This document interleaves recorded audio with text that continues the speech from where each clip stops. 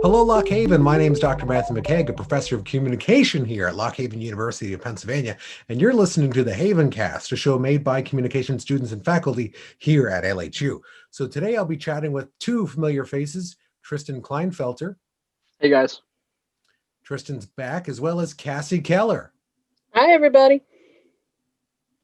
I think that didn't switch to you again, Cassie. Let's try that again. I don't know why. It wants to stay fixated on me. And Cassie Keller. You're stealing me. Hi, everybody. There it is. Switch that time. Good, good. All right. So we have three topics for you today. We'll see how many we get to. Maybe I'll randomly skip one again like I did last time. But I want to talk about something positive. So, a part of the college experience is, you have to take a lot of courses for your gen eds. You have to take courses for your major. And I'm curious, what's something that you both learned this semester? Hopefully you learned something, and it doesn't have to be for one of my classes because I know you're both in one, but something that you learned that you might think will be helpful in your life or interesting. It might help you win a trivia contest someday. Just something that you felt was interesting or helpful. You want me to go first, Cassie? Yeah. So definitely, I have Professor McKeag's digital video editing class, and I think that's definitely one of the best classes I've taken here at LHU.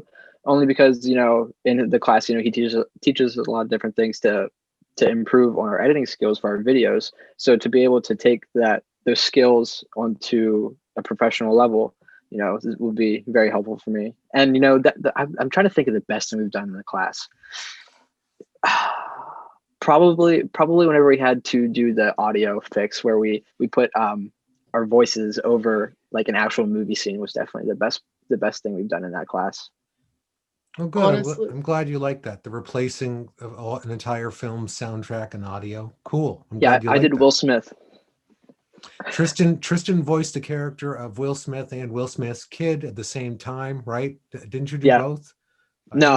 No, I only did Will Smith. You did Will Smith, and it was I had to stop it. I had to pause it from time to time because I was laughing so hard. It was good. It was a good laugh, but it was really funny.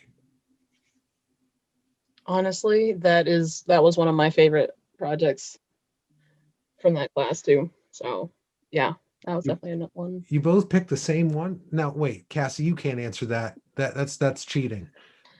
You were talking about your animation class. Why don't you say that? No, that I was gonna get to that. I was just trying to lead into it. Goodness. Oh, okay. I'm sorry. I will shut up. No, but for my one art class, it's a graphic design art class.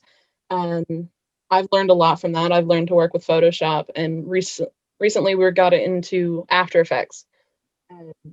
We're doing an animation of a drawing design we did earlier in the semester, and it's a lot of fun, and it's a lot more work than I thought it was, honestly. I like it, and I definitely see myself using these skills in the future. Yeah, that's definitely one thing I ran into this year. If you're working on something and you expect it to take like an hour, maybe less, and then it's like you're sitting here for like 4.5, 5 hours. It's like, wow, where did time just go? Absolutely. And something that I learned, since I'm not taking any classes, let's see. I learned that being a professor for online classes takes way more of my time than being a professor face-to-face ever did. Like, even though you factor in the commute and, the interacting with students, just the amount of time it takes to do everything online. That's a learning process for me. Absolutely. It's just a learning process for everybody this year, I think.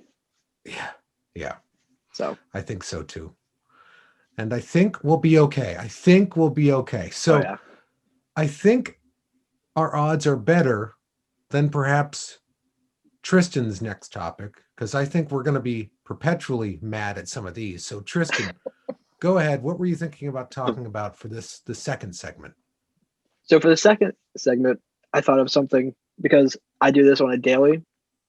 It's a pet peeve, but it's a pet peeve, not so much. It's like more of like a speaking pet peeve. So like if someone says something and you just cringe over it, it's like, it's just one of those moments. And for me, it's like being from like the Pennzoil area, you got a lot of the country accent. So people don't add S to certain words, like end of sentences. And it is the worst thing in the world. I yell at my little brother almost every day about it. And it's like, for example, it's like if someone says, you have 2 tons of this. No, you have 2 tons of this. That's just one of the biggest pet peeves I have with speaking. That's a good one, Tristan. I've interacted with people who do that too, and it Oh, is it's tough terrible. because you don't want to be a jerk and like constantly correct people, but at the same time, like you have to say something sometimes to the people you care about. Like you want to help them out, right? Oh yeah, definitely. So how do you decide on whether or not you correct somebody when they do that? Uh, Based off of how much I know them. So if I just meet you for the first time and you say that, I'm just gonna be like, just shake my head. But like if I know you and you do that, I'm like, whoa, stop. Tons. No, don't pull that bull crap with ton. I like that one. So I have a bunch, I'm a fan of words. I'm a writer by heart. So I have a bunch of like when people use infer and imply incorrectly, that one bothers me. When people when people pronounce things incorrectly and like there are whole groups of people that do it. So for example, in Lock Haven, there are 2 close by areas that that are pronounced incorrectly all the time. But if you pronounce them as they're written on the map and they're supposed to be, as far as I know, then almost everybody in this area would be wrong. So one is Renovo, right? It's Yep, spelled Renovo, but everybody around here, I grew up in Lock Haven, says Renova.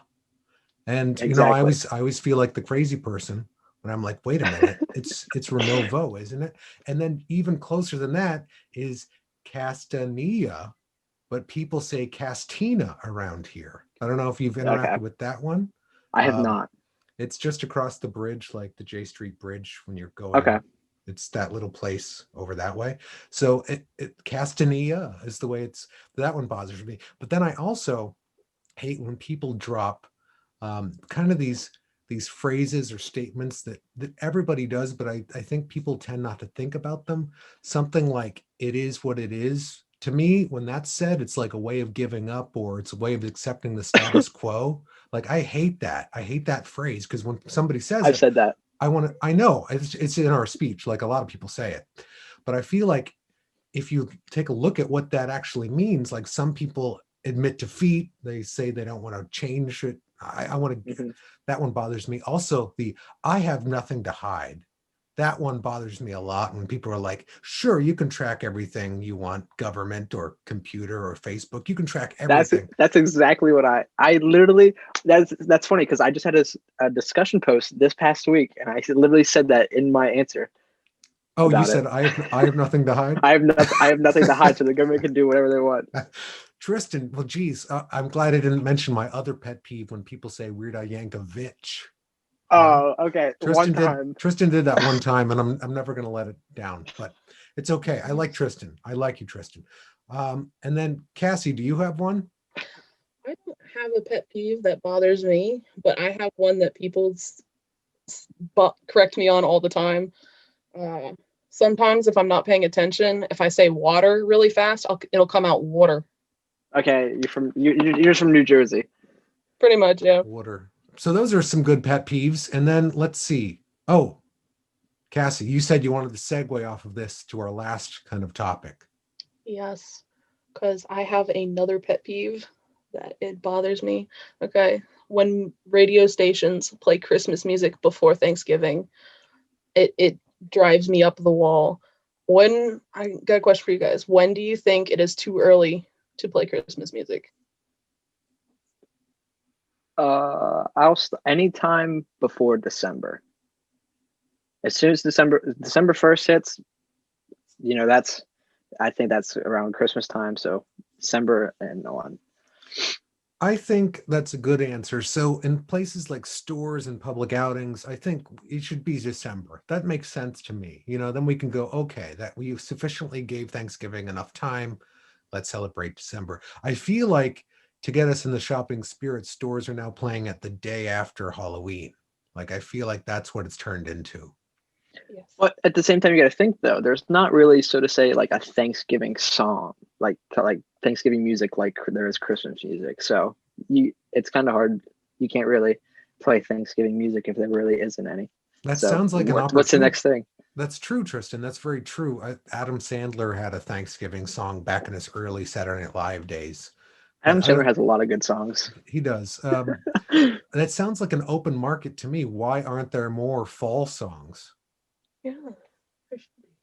Maybe that's our calling. Let's all drop out. Let's quit. Let's start recording some fall songs. Yeah, it's an open market. Thanksgiving. So yeah, December's a good one. I do have a couple of Christmas songs on my phone, in my music collection. Weird Al has a couple of Christmas songs. The Night Santa Went Crazy, Christmas at Ground Zero meaning the area where you drop a bomb, not the 9/11 Ground Zero. That's so I listen to those all year round. I have a couple of other ones that pop up from time to time, and I'll let them go. But I feel like if you listen to more than one back to back, then it has to wait till December. That's my small rule about it. Okay. I say after Thanksgiving, it's fair game because Thanksgiving is done. So Black Friday, if you go out, you're allowed to listen to it. I'm just a big fan of Christmas music, so I love it, but it's not okay before Thanksgiving. Favorite Christmas song, Cassie? Oh gosh. Probably Rocking Around the Christmas Tree. Rocking Around the Christmas Tree. That's a classic. That is a classic. Tristan. I would have to say I would have to say that, or like Rudolph the Red-Nosed Reindeer. Isn't there a song about? I don't really usually listen to Christmas music, so I don't really have a favorite. There's a Rudolph song. Yep, it's called Rudolph the Red-Nosed Reindeer. Yep, that's the one that we used to ruin in elementary school by adding like extra words to it, like shiny nose. And like then a light bulb. Like a light bulb. That's it. Thank you, Cassie. Yeah, yes. Little that's honestly my favorite version of it. Yeah. So mine is Weird Al Yankovic's "The Night Santa Went Crazy." It's a song written from 1996. I don't know if you ever heard it. I highly recommend it, where it talks about somebody, the perspective of Santa Claus, giving out all of these gifts and people not really being grateful and nobody giving him gifts in return. So one day he snaps and like kills all of his elves, and it's hilarious. I love it. That's my favorite one by far. All right. So thank you for watching the HavenCast. Now I want to give these two the opportunity to plug whatever they want to. So Tristan, go ahead. Everyone just go and follow my Twitter at PVRams84. They certainly will do that. If they haven't already, go follow Tristan. And Cassie? Follow the Eagle Eye on WordPress. Can't miss an issue. Wonderful. Follow Cassie. She's writing. She's putting other articles together. She's fixing other people's writing. That's another fun part of that job, right? I see Cassie reacting. Uh-oh. All right. And you can follow me at Dr. Matt McKeag on Twitter. I'll put it here. Here you go, right there. So thank you for watching the HavenCast. We'll be back next week. Our first season is wrapping up. But we'll be back for a couple more episodes before we wrap this up. And thank you for watching. See you next time. Bye, everybody. Bye.